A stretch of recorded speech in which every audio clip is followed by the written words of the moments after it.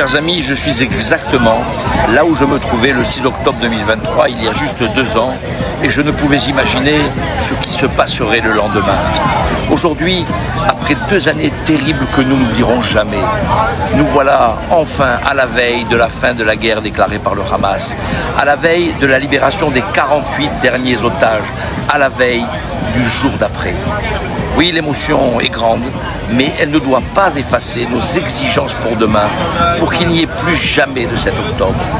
Le jour d'après ne peut être un retour au monde d'avant. Ce sera celui de la justice et de la vérité, non celui des lâches compromissions. Il n'y aura pas de prime à la barbarie.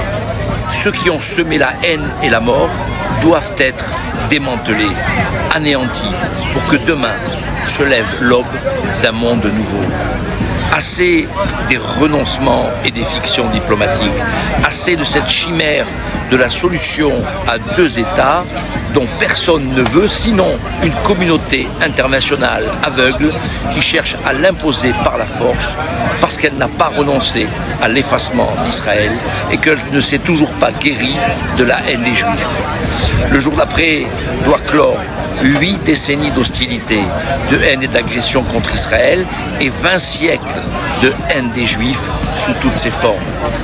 Plus qu'un fragile cessez-le-feu, il doit être la paix avec l'ensemble du monde arabe et musulman. Enfin, c'est à cette condition seulement qu'une solution globale verra le jour.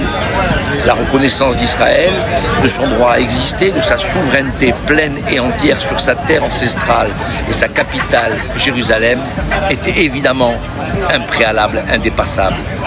Il est temps de tourner la page d'une époque où l'État juif était vu comme une abomination.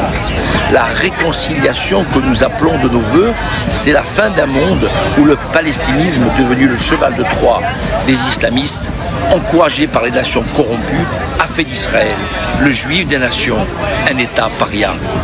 Le courage, mes chers amis, et la lucidité sont indispensables pour un Moyen-Orient de paix, de coopération et de prospérité pour tous. Nous y sommes prêts et nous y travaillons ardemment avec tous ceux qui veulent agir ensemble pour la fraternité universelle. À très vite avec les otages revenus dans leur famille.